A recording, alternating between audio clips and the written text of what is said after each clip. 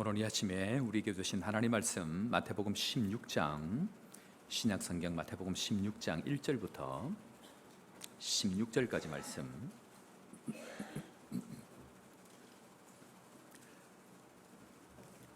신약성경 26면 마태복음 16장 1절부터 16절까지 말씀, 우리 한 목소리로 함께 서로 교독하도록 하겠습니다. 16장 1절부터 봅니다. 바리새인과 사두개인들이 와서 예수를 시험하여 하늘로부터 오는 표적 보이기를 청하니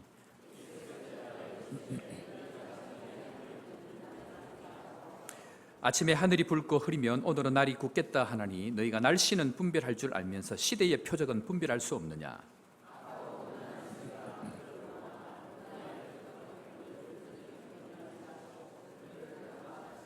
제자들이 건너편으로 갈새 떡 가져가기를 잊었더니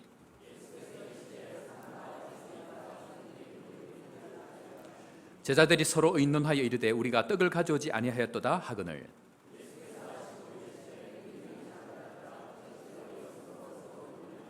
너희가 아직도 깨닫지 못하느냐? 떡 5개로 5,000명을 먹이고 주운 것이 몇 바구니며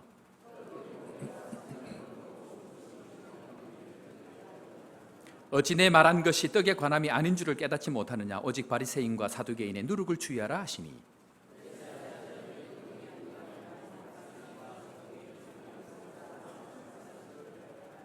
예수께서 빌립보 가이사랴 지방에 이르러 제자들에게 물어 이르시되 사람들이 인자를 누구라 하느냐?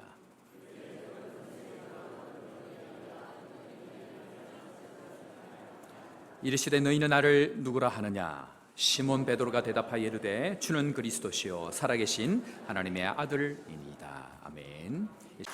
장로님 한 분이 돌아가셔서 천국에 가셨답니다.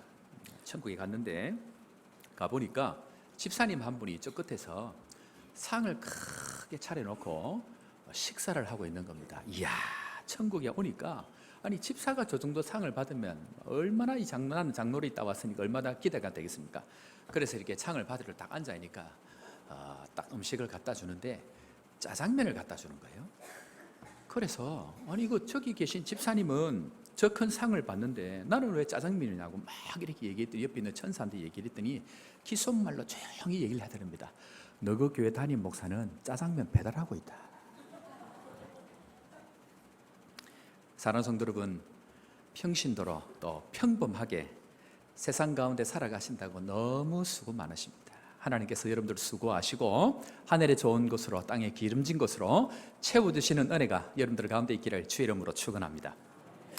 지난 주일로 하나님께서 우리 교회에 주셨던 약속의 말씀 20가지를 다 마쳤습니다. 30번의 설교를 다 마치고 지난 주일 오후에 하나님 약속의 말씀을 주셨고 또 이 약속의 말씀들이 하나님 말씀을 통해서 반드시 이루어 주실 줄로 믿습니다. 그렇게 기도하고 하나님 그러면 이제는 말씀을 뭘 전해야 됩니까? 하나님 그 다음 우리 교회를 어떻게 이끌어 가시길 원하십니까? 라고 하나님 앞에 기도할 때에 하나님께서 제 마음 가운데에 주셨던 말씀이 뭐냐면 명확하게 주신 말씀이 한번 따라하겠습니다. 내 교회를 세우리라. 하나님께서는 약속의 말씀을 주셨고 이제는 그 약속의 말씀을 이루어가는 교회, 내 교회를 세울 것이다 라는 말씀을 주셔서 오늘 그 말씀을 가지고 여러분들과 함께 이제 내 교회를 세우리라 라는 시리즈 말씀으로 아마 하나님께서 계속해서 말씀을 주실 텐데 하나님께서 예수 그리스도의 교회를 세우시는 은혜가 우리 교회 가운데 있기를 주의 이름으로 축원합니다. 그 말씀을 받고 지난 주중입니다. 지난 주중에 보통 일반적으로 우리 중고등부 수련회를 하면 제가 꼭 한번 가서 이렇게 격려도 하고 아이들 얼굴도 보고 하는데 지난주에는 중고등부 수련회를 함량이라는 곳으로 갔습니다. 함량이라는 곳을 갔는데 여기서 거의 2시간 가까이 이렇게 가야 되는 길인데 거기 가보니까 참 거기는 여기 거제도하고 달라가지고 장수가 너무 깊은 산입니다. 그래서 가서 아이들을 보고 하는데 문득 불현듯이 스쳐 지나가는 어떤 생각이 있는데 그것이 뭐냐면 함량은 제가 예수님을 처음 만났던 곳이 바로 함량입니다. 그런데 우리 아이들이 수련회 했던 그 장소가 그 교회가 제가 한번 수련회를 갔던 적이 있는 곳인데 원래 제가 예수님을 만났던 곳은 그 교회에서 내비게이션을 치보니까 10분 거리에 있는 거예요. 10분 거리에 있어서 우리 박상웅 선교사님하고 같이 가셨던 우리 스님들하고 같이 그 장소를 한번 찾아가 보았습니다.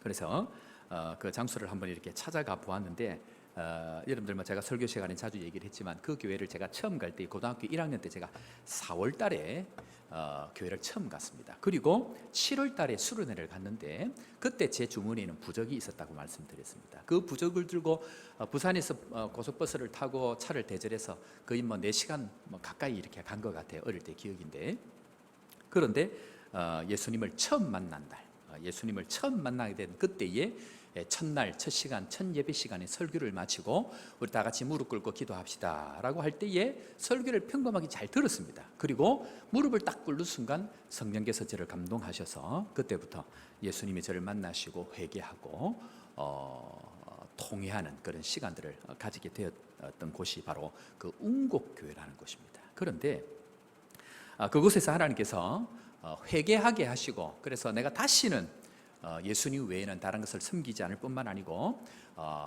눈을 떠보니까 밤 12시가 넘은 거예요.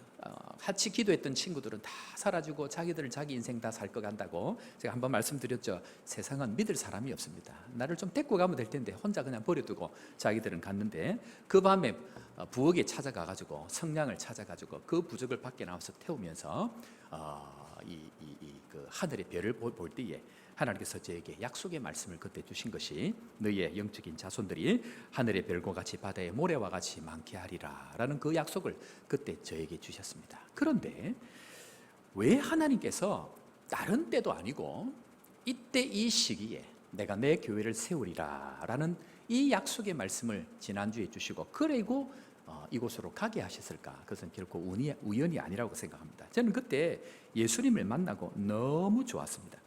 너무 감사했고 얼마나 좋았던지, 정말 이 예수님을 사랑하는 이 일은 둘도 바꿀 수 없는 놀라운 은혜 가운데 제가 늘 지냈던 거예요. 그런데 그때 한 가지 더 제 마음에 변화가 일어났습니다. 그것이 무엇이냐면 바로 예수님을 사랑함과 동시에 교회를 사랑하는 것이었습니다. 교회 가는 것이 얼마나 좋았던지, 그때는 정말 교회에서 사는 것이 행복한 거예요. 그래서 날마다 시간만 되면 가서 교회에서 시간을 가지게 되고 하는데, 오늘 우리 어머니 와 계시는데 제가 우리 어머니께는 죄송한 표현인데 저는 아르바이트를 평생 단 한 번도 하지 않았습니다. 방학 때에. 왜냐하면 방학 때 주일 학교다, 또 중고등부다, 대학부다 교회에 많은 봉사들이 있는데 그 봉사를 다 하느라고 아르바이트를 단 한 번도 할 시간이 없었습니다. 그래서 제 평생은 늘 교회에 있는 것, 교회와 함께 하는 것, 그것이 제가 지나왔던 삶의 모습이었고, 뿐만 아니고 저는 교회가 너무 좋아서 방학이 되면 집에 있는 이불을 챙겨가지고 교회 총탑 꼭대기로 올라가고 방학 때 40일 동안 늘 거기에서 지냈습니다. 그러다가 하나님 감동을 주셔가지고 3일 금식을 하고 저희 아내가 제 눈앞에 짠 하고 나타났습니다. 짝을 못 찾는 우리 사랑하는 젊은 청년 여러분, 3일 금식하시기 바랍니다.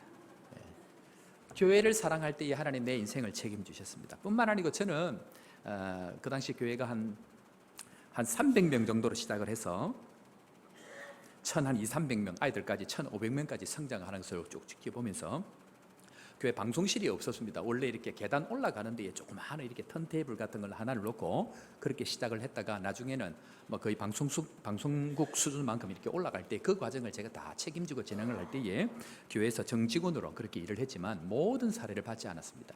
교회를 위해서 헌신하는 것은 하나님의 기쁨이었기 때문에 제 평생은 그렇게 교회가 저의 전부였습니다. 그런데 예수님을 사랑하는 것이 곧 교회를 사랑하는 것이다 라는 것이 저 마음에 늘 있었던 것이죠. 15년의 세월이 지나고 한국에 나와 보니까, 또 한국에 있는 교인들을 만나 보니까 다들 이야기를 듣는데 교회 때문에 상처 안 받은 사람이 없는 거예요. 교회 때문에 힘들어하지 않는 사람이 없고, 모든 사람들과 이야기를 해본 모두 다 교회 때문에 아파하고 있다는 거예요. 저는 이런 말씀 용서하십시오. 저는 교회 때문에 평생 다니면서 힘들어 해본 적이 없습니다. 저는 제가 좀 뭔가를 못 드려서 마음 아파했지 교회로부터 받은 상처가 저는 없는 거예요. 왜냐하면 교회로 받은 상처보다 내가 받은 은혜가 늘 더 크기 때문에 그것을 계수하니까 내가 못 드려서 죄송한데 이런 마음을 가지고 지금까지 왔는데 교회 때문에 받은 상처를 가지고 살아가는 수많은 사람들을 보면서 도대체 이것이 무엇 때문인가? 한두 사람 같으면 이해를 하겠는데 네 교회 내 교회 할 게 없이 모든 교인들이 다 왜 교회 때문에 상처를 받는가 하는 것이 저의 궁금증이었습니다.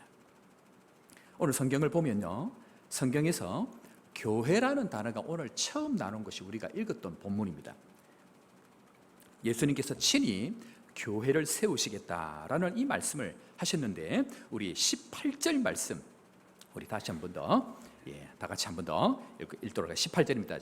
다 같이 봅니다. 또 내가 내게 이르노니 너는 베드로라. 내가 이 반석 위에 내 교회를 세우리니 음부의 권세가 이기지 못하리라.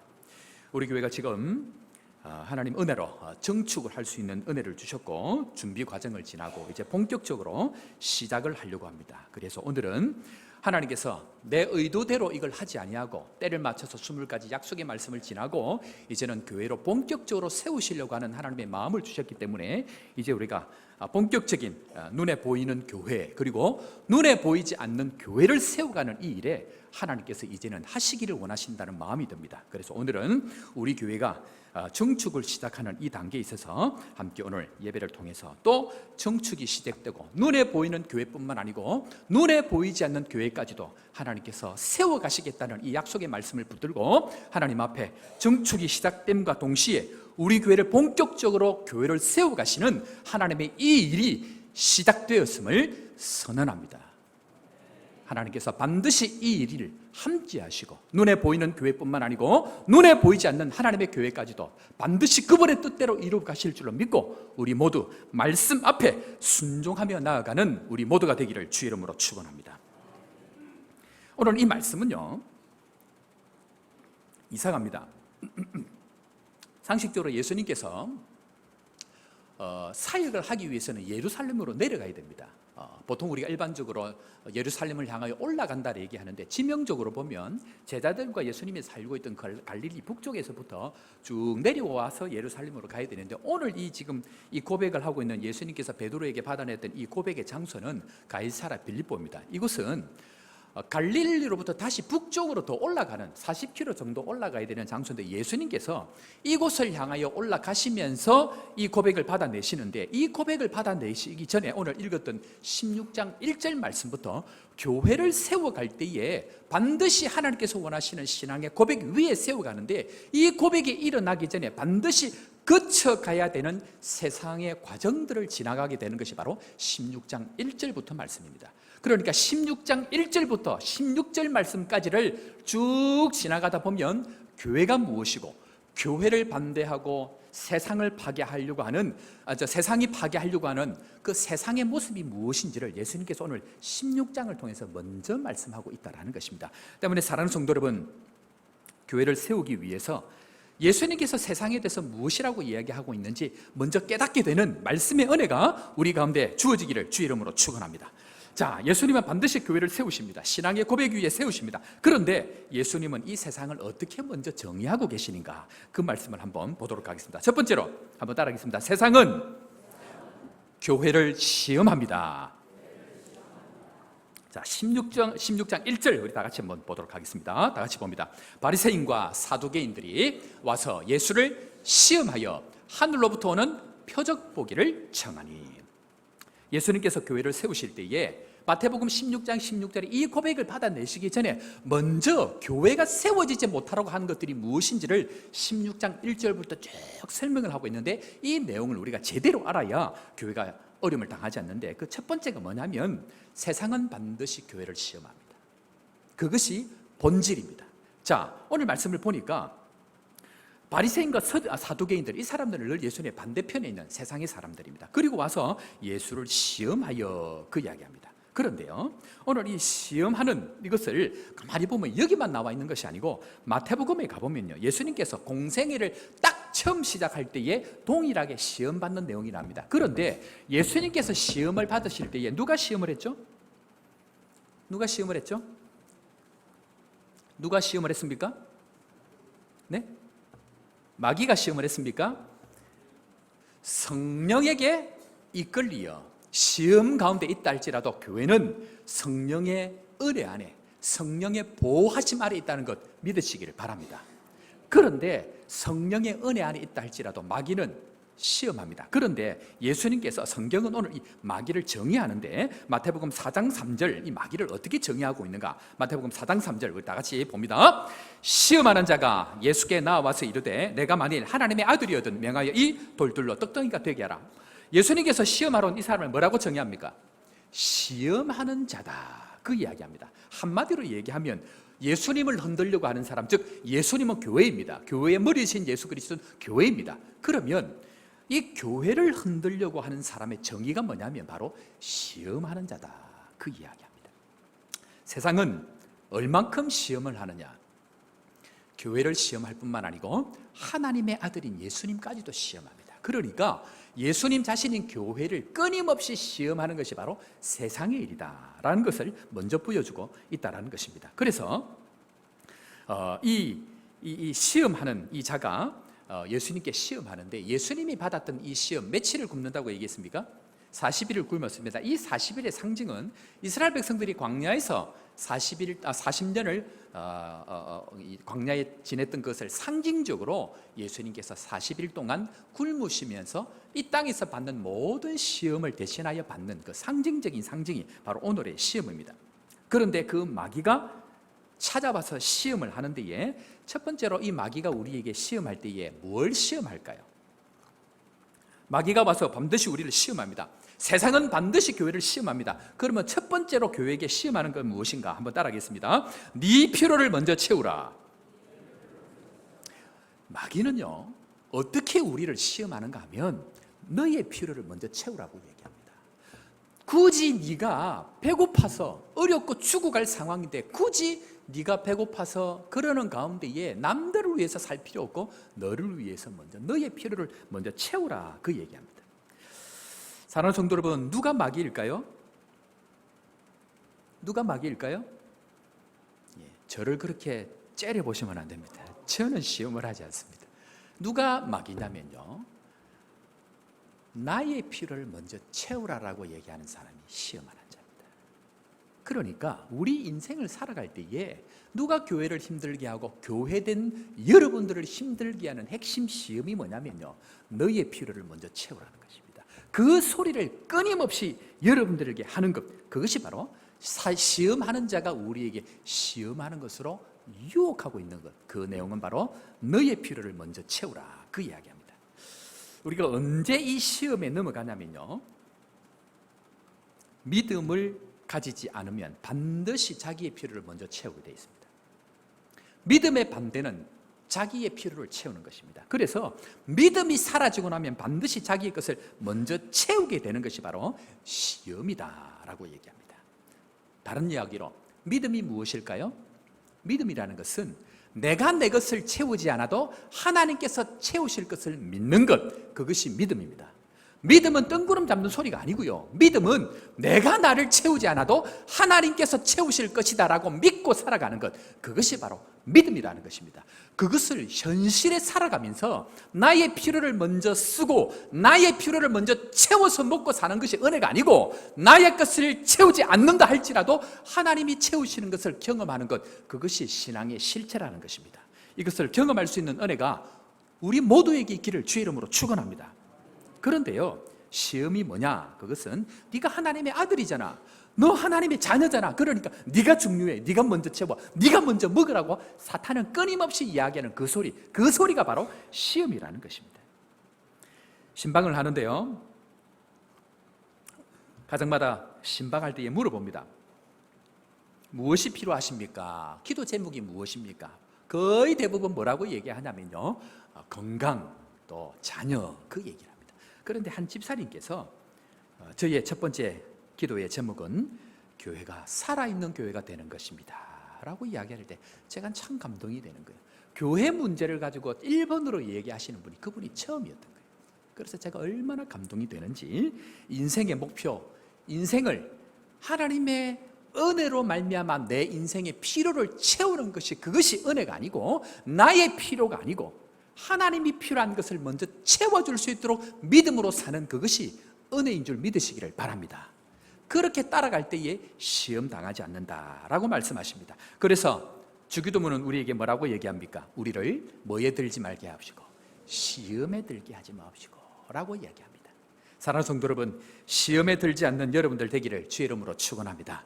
그것은 왜 모든 교회들이 어려워지느냐면 모든 사람들이 다른 것들의 필요를 채우는 것이 아니고 나의 필요를 먼저 채우려는 이 생각이 잡혀 있으면 교회는 반드시 시험에 든다. 그런데 먼저 하나님이 원하는 것을 필요를 채워갈 때 그때에 시험을 넘어가는 예수님처럼 시험에 들지 않을 수 있다라고 말씀하시기 때문에 나의 필요를 내려놓을 수 있는 우리 모두가 되기를 주의 이름으로 축원합니다.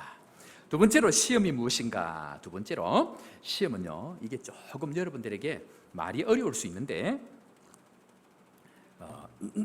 두 번째 이 중요한 이 시험인데요, 한번 따라하겠습니다. 내 뜻대로 되어야 한다는 생각.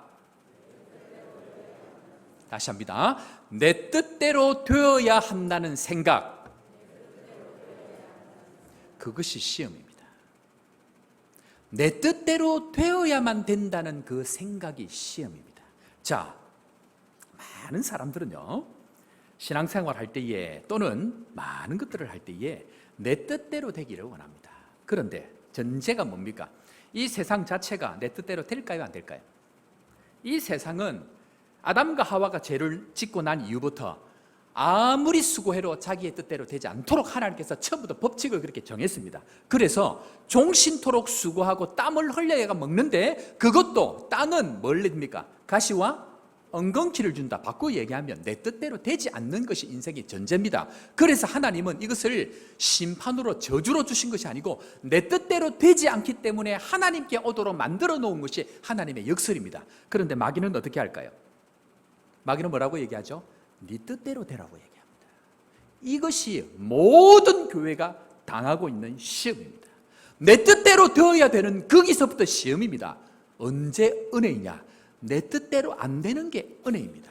내 뜻대로 안 되어야 하나님이 하십니다. 내 생각대로 안 되어야 하나님이 하시는데 우리는 끊임없이 내 뜻대로 안 되니까 교회를 박살내고 내 뜻대로 안 되니까 내 인생을 버려버리는 거예요. 내 뜻대로 안 돼야 하나님의 은혜입니다. 사랑하는 성도 여러분, 지금 내 뜻대로 안 되시죠? 하나님의 은혜 가운데 있다는 거 믿으시길 바랍니다.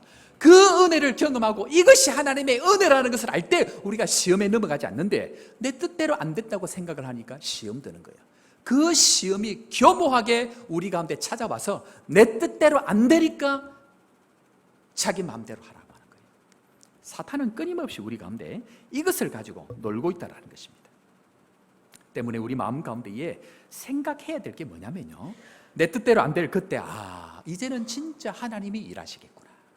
내 뜻대로 내 인생이 안 풀릴 그때에 진짜 하나님이 이제는 내 인생을 간섭하시겠구나 라고 생각하는 사람, 그 사람이 바로 하나님을 믿는 사람이다 라고 말씀합니다.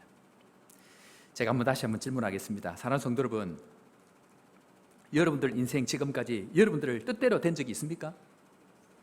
우리 찬양대 대답 한번 보세요. 여러분들 인생이 여러분들 뜻대로 된 적이 있습니까? 없습니까?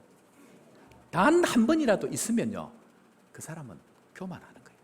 그런데 내 인생도 단 한 번도 내 뜻대로 안 되는데 우리는 내 생각대로 뭘 바꾸려고 그래요? 교회를 바꾸려고 그래요. 내 생각대로 교회를 움직이려고 그래요. 거기서부터 사탄은 더 열심히 네 뜻대로 하라 그래요. 더 열심히 네 뜻대로 되어야 된다고 자꾸 생각을 부추기고 내가 정해놓은 기도를 가지고 그 교회를 움직이려고 그러는 거예요. 목사가 제일 위험할 때가 언제인 줄 아십니까? 선교 현장에서 선교사가 제일 위험할 때가 언제인 줄 아십니까? 우리 선교사님들 계시는데요, 선교 현장에서 제일 위험할 때는 선교 현장이 선교사 마음대로 움직일 때, 그때 위험해집니다. 그때가 가장 위험할 때입니다. 자기 뜻대로 되는 그 순간부터 자기가 하나님이 됩니다. 우리 인생도 자기 뜻대로 된 적이 없으면서 교회를 자기 마음대로 자기 뜻대로 하려고 한다? 하나님의 자리에 앉아있기 때문에 하나님의 일들을 볼 수가 없습니다. 하나님께서 하시도록 나의 뜻이 이루어지지 않을 그때 진짜 그 사람의 신앙이 드러나는 것이 바로 내 뜻대로 되어지지 않을 때, 그때 그 사람의 신앙이 드러난다는 것입니다. 사랑하는 성도 여러분, 예수님의 평생의 마지막 기도가 뭔지 아십니까? 예수님의 평생의 마지막 기도가 뭘까요? 누가복음 22장 42절 우리 다 같이 봅니다. 다 같이 봅니다. 이르시되 아버지여, 만일 아버지의 뜻이거든 이 잔을 내게서 옮기시옵소서. 그러나 내 원대로 마옵시고 아버지의 원대로 되기를 원하나이다. 아버지의 뜻대로 되기를 원하는 것이 예수님의 마지막 기도인 거예요. 평생 예수님이 살아오면서 유일하게 했던 한 가지가 하늘의 뜻이 이 땅에도 이루어지는데, 그 뜻은 내 뜻대로 이루어지는 것이 아니고 아버지의 뜻대로 이루어지는 것, 그 아버지의 뜻 앞에 내 뜻대로 이루어지지 않는 그것을 감사하고 하나님 앞에 찬양할 수 있는 그 사람이 진정한 교회라는 것입니다. 지금 일들이 내 뜻대로 되지 않을 그때 우리는 두 가지로 나뉩니다. 교회를 시험 들게 할 것인가, 진짜 하나님의 뜻이 드러나게 할 것인가. 내 뜻대로 되어야 된다는 그 생각이 회개하지 않으면요, 교회는 참다운 교회가 될 수 없습니다. 내 뜻대로 되어야 한다는 그 생각이 회개할 때에 진짜 교회는 교회다워지는데, 온 한국 교회가 다 목사의 생각대로, 교회의 생각대로 되어 있다는 그 생각 자체가 이미 시험거리 가운데 있다는 것입니다. 아버지의 뜻대로 되는 것, 그것이 바로 교회다. 성경은 우리에게 그 말씀을 하고 있습니다. 자, 그러면 성도 여러분, 누가 천국에 들어갈까요? 우리 찬양대, 요즘 이제 찬양대가 조금씩 힘을 내시고 너무 좋습니다. 우리 찬양대 누가 천국에 들어갈까요? 찬양대 하면 천국 들어갈까요? 누가 천국에 들어갈까요? 성경에 보니까 주여 주여 하는 자마다 천국에 들어갈 것이요 라고 이야기하지 않고 있습니다. 마태복음 7장 21절, 누가 천국에 가는지 다시 한번 봅시다. 7장 21절, 나더러 주여 주여 하는 자마다 다 천국에 들어갈 것이 아니요 다만 하늘에 계신 내 아버지의 뜻대로 행하는 자가 들어간다 라고 이야기하십니다. 그러면 주여 주여 하는 것하고 아버지의 뜻대로 하는 것하고는 상관이 없을 수 있다는 얘기예요. 다시 한번 질문합니다. 천국에 우리가 들어갈 텐데 누가 형제고 누가 자매일까요? 교회 나오시는 분들, 우리가 형제 자매입니까? 옆에 얼굴 한번 보십시오. 우리 형제 자매입니까? 예. 말은 형제 자매, 속은 왼수. 성경은 누가 형제 자매인지 명확하게 얘기합니다. 마태복음 12장 50절 다시 한번 봅니다. 누구든지 하늘에 계신 내 아버지의 뜻대로 하는 자가 내 형제여 자매여 내 어머니라 하시더라. 우리는 우리의 뜻을 내려놓을 수 있는 겸손함이 있기를 바랍니다. 우리의 뜻이 내 뜻대로 되어지지 않을 때, 저도 제 인생을 돌아보니까요, 내 뜻대로 된 적이 한 번도 없어요. 나는 평생 선교지에서 죽으려고 그랬어요. 그런데 하나님이 가라는 거예요. 내 뜻일까요? 아닙니다. 하나님이 뜻을 정하고 마음을 주시면 순종하고 갈 때 거기에 오병이의 역사가 일어나는 것이 우리의 인생입니다.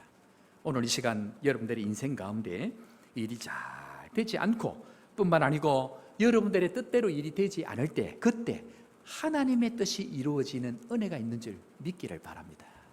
이 은혜가 우리를 붙잡을 때에 우리의 인생은 한 번도 경험하지 못한, 내가 지금까지 내 힘으로 하지 못한 놀라운 일들이 벌어지고 있다는 거 기억하시고 주의 뜻이 무엇인지 그 뜻 앞에 순종할 수 있는 믿음의 성도 되기를 주의 이름으로 축원합니다. 그런데요, 시험하고 난 이후에, 그리고 자기의 뜻을 이루라고 하는 그 이후에 예수님께서 세상 사람들의 이 시험을 또 넘어갑니다. 그런데 이 사람들이 시험하고 있는 그 핵심 내용이 한 가지가 있는데, 그것은 한 번 더 따라하겠습니다. 두 번째로, 이 세상이 우리를 시험하는 것 따라합니다. 세상은 우리에게 표적을 구합니다. 세상이 우리를 시험하는 방법이 뭐냐면요, 우리에게 표적을 구하는데 그냥 표적이 아니고 하늘로부터 오는 표적을 구합니다. 자, 16장 1절 우리 다시 한번 더 봅니다. 16장 1절 말씀입니다. 바리새인과 사두개인들이 와서 예수를 시험하여 하늘로부터 오는 표적 보이기를 청하니.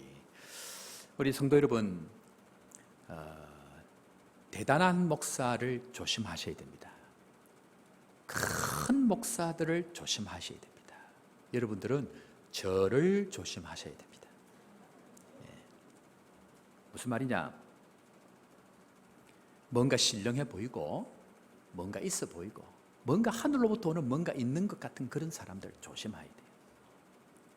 교회는 절대로 그런 것으로 이루어지지 않습니다. 세상은 끊임없이 하늘로부터 오는 신령한 표적을 구하는데 그것이 함정인 거예요.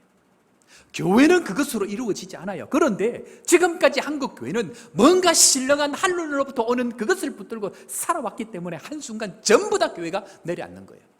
교회는 절대로 그것으로 이루어지지 않습니다. 온 한국 교회가 모든 성도들이 시험당하고 어려움을 당하고 마귀에게 속아왔던 것이 무엇인가? 하늘로부터 오는 뭔가를 구했기 때문에 그러한 거예요.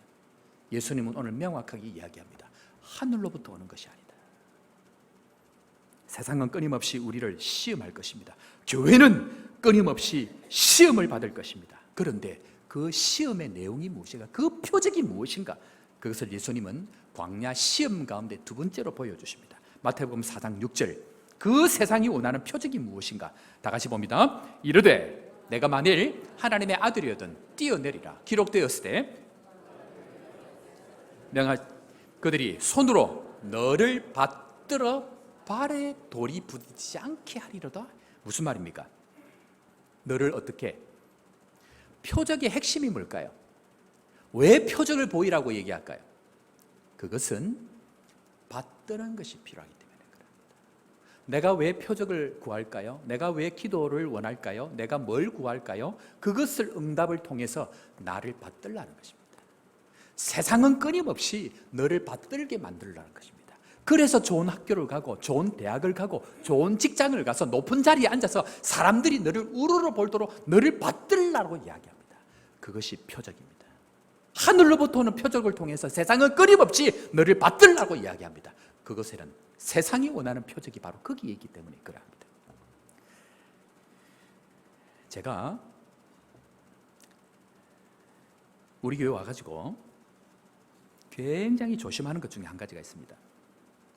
그게 뭐냐면요, 제가 권위적으로 살지 않는 것입니다. 제가 우리 교회 와보니까 앞에 계신 우리 목사님께서 한마디를 하니까 쫙 다 움직이고, 딱 나타나니까 사람들이 벌떡벌떡 일어나고, 집에 가려고 하니까 줄을 쫙 서갖고 90도 인사를 하더라고요. 이야, 이런 교회 같으면 내가 할 만하겠다 생각했을까요? 나는 절대로 저래 안 해야지. 왜냐하면 목사님은 이 어렵고 힘든 교회를 통해서 어렵게 여기 왔기 때문에 저렇게 해도 돼요. 아니, 그렇게 해야 돼요. 그런데 이제 온 목사가 그 수관 목사와 똑같이 한다? 절대로 그러면 안 됩니다. 할 수 있는 대로 제 몸에서 권위를 빼고 할 수 있는 데서 사람들이 나를 받들어 가는 것을 빼지 않으면 저는 세상이 원하는 표적이 되는 거예요. 세상이 원하는 표적이 돼가지고 하늘로부터 오는 뭔가 표적을 사람들이 보여주면서 사람들이 나를 받들어 갈 때 그때는 교회가 안 되는 거예요. 철저히 내가 사람들로부터 받드는 자리에 있지 아니하고 낮고 낮은 자리에서 그들과 함께 먹고 그들과 함께 마시고 그들과 함께 하지 않으면 참 교회가 내부터 되지 못하는 거예요. 내가 먼저 그것을 내려놓을 때에 그때 교회는 교회가 되기 때문에 하나님 앞에 내가 철저히 하는 것은 하나님, 내가 권위지지 않도록. 권위는 나로부터 나오는 것이 아니고 말씀으로부터 나오는데 하나님, 내가 사람들 앞에 권위지지 않도록 하나님 나를 불쌍히 여달라고 제가 기도하는 것이 늘 그것입니다. 우리의 목표가 무엇이 되어야 할 것인가?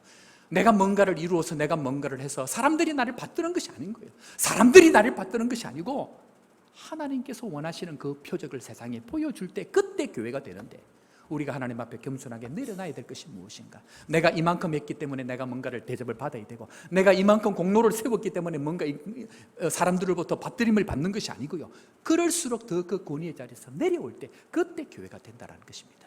이런 아름다운 교회가 될 수 있도록, 참 교회가 될 수 있도록 우리 함께 노력하고, 정말 이 세상에서 볼 수 없는 아름다운 교회, 거제 호산나 교회 되기를 주의 이름으로 축원합니다. 그렇다고 하면 진짜 표적은 무엇인가? 진짜가 무엇인가? 예수님께서 오늘 그 말씀을 하시는데요, 오늘 이 예수님께서 진짜를 이야기하실 때에 예수님께서 보여주시는 표적이 무엇인가? 16장 4절 말씀에 예수님께서 명확하게 말씀합니다. 다 같이 봅니다. 악하고 음란한 세대가 표적을 구하나 요나의 표적밖에는 보여줄 표적이 없느니라 하시고 그들을 떠나가시니라. 오늘 이 말씀을 했던 장소가 어디라 그랬습니까? 오늘 이 말씀을 했던 장소는 바로 가이사랴 빌립보입니다. 이 가이사랴 빌립보는요, 황제의 이름을, 황제를 기념하기 위해서 세운 굉장한 도시입니다. 황제를 기념하기 위해서 세운 도시니까 얼마나 화려하겠습니까? 그러니까 이곳을 가보면 사람들이 뭘 어떻게 생각할까요? 일단 높은 건물을 안 쳐다봐요. 왜? 쳐다보면 돈 내라니까. 무슨 말인지 모릅니까? 내가 지금 옛날 개그를 했는데 아무것도 안 웃으시고 생각하면 제가 당황을 합니다. 옛날에 서울에 가면 높은 건물을 이렇게 쳐다보면 코베 간다 그러고, 몇 층까지 봐서 10층까지 봤다 그러면 1,000원 내놓으라 그러고, 굉장히 화려한 그 건물을 바라보면서 사람들이 기가 죽은 거예요. 그 세상의 법칙대로, 황제의 법칙대로 돌아가는 그 세상까지 예수님께서 친히 제자들을 이끌고 그 가이사라 빌립보 그 황제의 도시에서 예수님께서 제자들을 향하여 묻는 것입니다. 사람들이 나를 누구라 하느냐? 그리고 너희는 나를 누구라고 이야기하느냐? 그런데요, 오늘 이 이야기를 가기 전에 세상이 원하고 있는 그 교회를 시험하고 있는 내용이 무엇인가? 그것은 바로 표적인데, 그 표적은 끊임없이 나를 높이도록 하는 그 세상에서 예수님께서 요구하시는 유일한 표적 한 가지는 바로 요나의 표적이다. 요나의 표적이 뭡니까? 요나의 표적은 뭘 얘기할까요? 악하고 음란한 세대가 표적을 구하는데 요나의 표적밖에 줄 것이 없다. 이 요나의 표적은 결국 예수님의 죽으심과 3일 만에 부활을 얘기합니다. 그런데 이 세상을 향하여서 예수님 자신을 보여주심과 동시에 그럼 이 이야기가 예수님으로 끝이 날까요? 결국 예수 그리스도가 이렇게 죽으셨다는 얘기는 앞으로 영혼부터 영혼까지 다가올 교회도 이 표적으로만 나아갈 때에 참 교회가 될 수 있다는 거예요. 무슨 말입니까?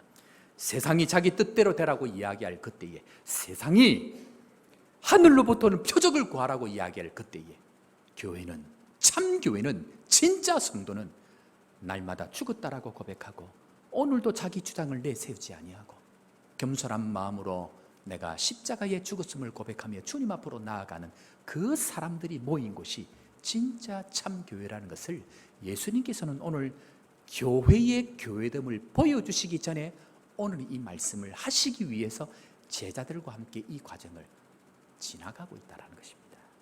사랑하는 성도 여러분, 끊임없이 우리 인생 가운데에 표적을 구하고 내 뜻대로 하라고 이야기하고 끊임없이 하늘로 오는 표적을 통해서 받들라고 이야기할 것입니다.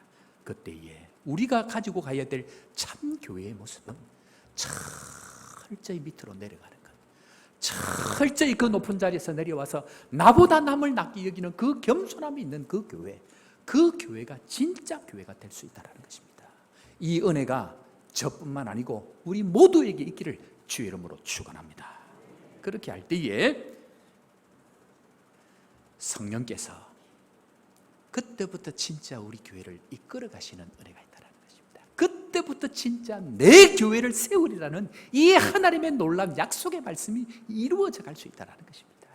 내 뜻 구하지 아니하고 내 필요 구하지 아니하고 주님 내가 높아질 수 있을 그때에 주님 나는 철저히 낮은 곳으로 내려갑니다라는 이 각오와 결심을 가지고 함께 더불어 살아갈 때에 주님께서는 성령으로 춤을 추는 역사가 이곳에서 일어날 뿐만 아니고 오병이의 역사가 일어나고 죽었던 사람이 살아나는 역사가 일어나고 아픈 자들이 벌떡벌떡 일어나서 하나님께 영광 돌리는 일들이 일어날 수 있다는 것, 저는 그 말씀을 믿습니다.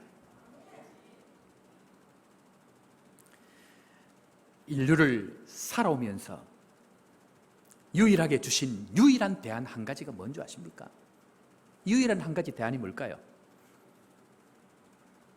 이 인류를 살아오시면서 유일한 대안 한 가지가 뭘까요?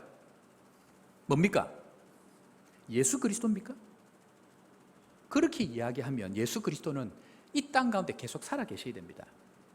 그러나 예수 그리스도는 각자의 심령의 구원을 하셨지만, 그러나 이 세상을 구원하는 방편으로 교회라는 조직을 주시고 그 교회를 움직여가기 위해서 유일하게 그 교회에 성령을 부으셔서 그 성령께서 일하시도록 예수님은 예수님 스스로 받드는 자리가 아니고 성령께 그 자리를 내어주는 것으로 예수님의 사명을 다하셨습니다.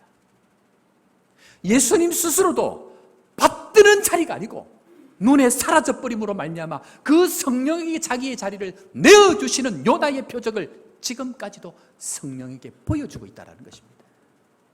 그래서 그 성령께서 예수님을 대신해서 영혼들을 살리고 교회를 이끌어가고 말씀이 말씀되게 하고 죽었던 영혼들이 살아나는 역사를 예수님을 대신해서 마음껏 이루어 가시는 것이 바로 성삼위 하나님의 영광이라는 것입니다. 진정한 교회의 영광이 어디에 있는가? 나의 자리를 내어줄 때에, 내가 높임을 받는 그 자리에서 내가 내려올 때에 내 뜻을 구하지 아니하고 하나님의 뜻을 먼저 구하고 내 필요를 먼저 구하지 아니하고 하나님의 필요를 먼저 채워갈 그때에 그곳에 놀라운 성령의 감동과 성령의 이끄심과 하나님의 함께하심의 영광들을 볼 수 있는 것, 그 유일한 곳이 바로 교회라는 것입니다. 사랑하는 성도 여러분, 우리가 그런 교회 되기를 주의 이름으로 축원합니다. 저는 오늘 이 시간 선언하고 선포합니다.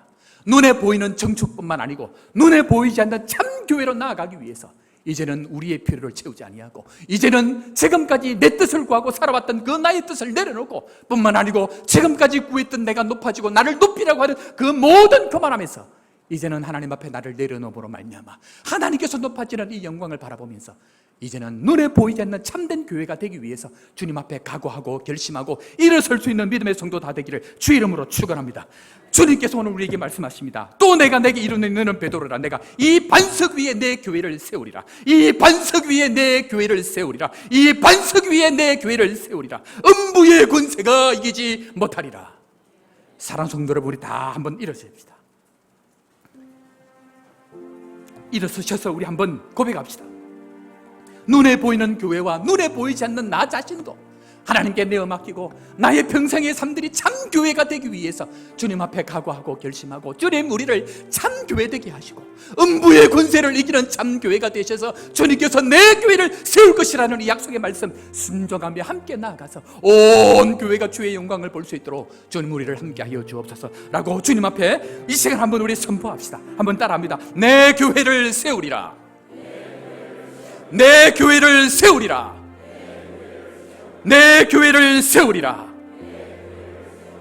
하나님 앞에 우리가 이제는 새로운 교회를 시작하고 그 교회, 눈에 보이는 교회뿐만 아니고 나 자신이 참 교회가 되어서 하나님께서 이루시기를 원하시는 놀라운 교회의 영광을 참여할 수 있는 믿음의 성도, 믿음의 교회 다 되기를 주 이름으로 축원합니다. 우리 시간 결심하고 각오하는 마음으로 우리 다 같이 한번 하나님 앞에 기도할 때 하나님 정축을 시작합니다. 하나님 눈에 보이지 않는 교회를 시작합니다. 함께 새롭게 세워져 갈 수 있도록 도우시고 눈에 있는 교회뿐만 아니고 눈에 보이지 않는 교회까지도 주님 앞에 영광 돌리고 다 드릴 수 있도록 우리를 축복하여 주옵소서. 이 시간 다 같이 동성으로 주님 앞에 기도하며 나아갑니다. 하나님 아버지 은혜를 감사합니다. 주님 우리를 교회로 세우기 위해서 지금까지 부르신 하나님을 찬양합니다. 주님 영광을 받으시고 오늘날까지 우리와 함께하여 주시고 여기까지 인도하여 주신 하나님을 찬양합니다. 주님 우리가 잘 몰라서 우리가 연약해서 주님 앞에 나왔던 모든 연약함들 주님 불쌍히 여겨 주옵소서. 다시 한번 진정한 예배가 살아 숨쉬는 교회 되게 하시고 주님이 주인 되는 교회가 되게 하시고 믿음의 기도가 쌓이는 교회가 되게 하시고 최고의 찬양을 드리는 교회가 될 수 있도록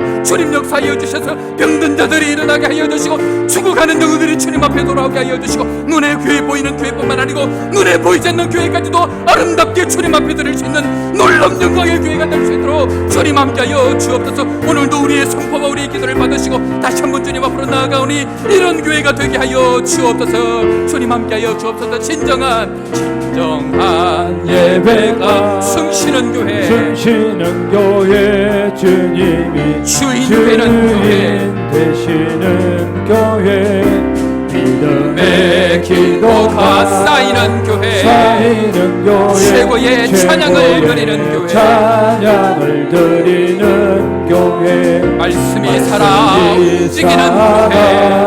움직이는 교회, 성도의 사랑이 넘치는 교회, 성민과 헌신이 기쁨이 되어 열매 맺는 아름다운 교회, 주님의 마음 닮아서 주님의 마음 닮아서 이웃을 사랑하는 교회, 이웃을 사랑하는 교회, 주님의 영광을 위해서 주님의 영광을 위해서 빛 대신 주님 전하는 교회, 사랑의 불꽃이 활짝 피어나 날마다 사랑에 빠지는 교회, 주께서 사랑하는 우리 교회가 이런 교회 되게 꽃들도 이곳에 생명샘 솟아나 눈물 골짝 지나갈 때에 모자나 열매 맺히고 웃음소리 열매 맺히고 웃음소리 넘쳐나리라. 꽃들도 구름도 바람도 넓은 바다도 찬양하라, 찬양하라 예수를 하늘을 울리며 노래해 나의 영혼아 은혜의 주 은혜의 주 은혜의 주 꽃들도 구름도 바람도 넓은 바다도 찬양하라 찬양하라 예수를 하늘을 울리며 노래해 나의 영혼아 은혜의 주 은혜의 주 은혜의 주. 우리 시간 다 같이 한번 선언합시다. 저를 한번 따라서 할 텐데 하나님 앞에 우리의 모든 중축을 의뢰하고 뿐만 아니고 하나님 교회가 내가 될 수 있도록 나 자신이 참 교회가 될 수 있도록 하나님 은혜를 주옵소서라고 우리가 선포하고 기도하는 시간을 가집니다. 한번 따라합니다. 하나님 눈에 보이는 교회를 축복하여 주옵소서. 눈에 보이지 않는 교회도 축복하여 주옵소서. 그 시작을 주님께 맡깁니다. 함께하여 주옵소서. 은혜를 주옵소서. 축복하여 주옵소서. 제가 기도하겠습니다. 하나님 아버지, 내 교회를 세우리라고 말씀하여 주신 주의 약속의 말씀을 붙들고 다시 한번 우리 인생을 주님 앞에 드립니다. 온 한국교회가 교회 때문에 아파하고 교회 때문에 신음하고 교회 때문에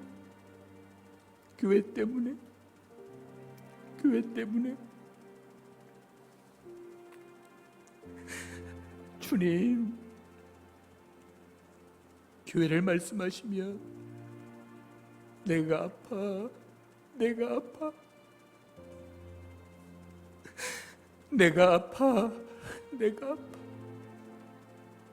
아파하시는 그 주님의 음성을 우리 각자가 들을 수 있도록 하나님 불쌍히 여겨 주옵소서. 아픔 가운데에 다시 한번 주의 말씀 붙들고 일어나기를 기도합니다. 눈에 보이는 교회도 좋지만 참교회로 부르신 우리 한 사람 한 사람을 하나님 참교회로 세워주옵소서. 잘 몰랐어. 하나님의 말씀을 뜻을 몰랐어. 하나님의 마음을 몰라서 지금까지 아파하고 지금까지 시험 들고 지금까지 하늘의 표적을 구하고 주님, 우리에게 깨닫는 영을 허락하여 주옵소서. 다시 한번 세상의 표적이 아니고 유나의 표적으로 십자가와 하나 되는 우리 교회가 되게 하여 주옵소서. 온 교회가 다시 한번 나라와 민족의 빛이 되는 교회가 되게 하시고 시대와 열방과 민족을 이끌어가는 교회가 되게 하시고 땅이 진동하고 하늘이 열려 성령의 놀라운 기름 부음이 충만한 교회 될 수 있도록 우리 교회에 다시 한번 교회의 영광을 허락하여 주옵소서. 그 일에 쓰임받는 교회 되게 하여 주옵소서. 다시는 세상이 원하는 시험과 표적에 넘어가지 않도록 주님 허락하여 주시고 오로지 요나의 표적으로 나보다 남을 약게 여기고 주님 앞에 나아갈 수 있는 영광의 교회가 되게 하여 주옵소서. 음부의 권세를 이기는 교회가 되게 하여 주옵소서. 생명이 일어나는 교회가 될 수 있도록 주님 우리를 축복하여 주옵소서. 우리의 모든 교회의 증축을 눈에 보이는 증축과 눈에 보이지 않는 증축도 주님 앞에 의뢰하오니 우리의 모든 연약함과 허물들, 죄악들을 주님 용서하시고 오로지 주님만이 우리의 왕이 되시고 오로지 주님만이 우리의 하나님이 될 수 있는 믿음의 교회가 될 수 있도록 불쌍히 여겨 주옵소서. 지난날의 모든 죄악들을 고백하오니 주님 불쌍히 여기시고 하나님만이 우리의 왕이 되셔서 참교회로 우리의 인생을 성령으로 이끌어 주옵소서. 구주 예수님의 이름으로 기도합니다. 아멘.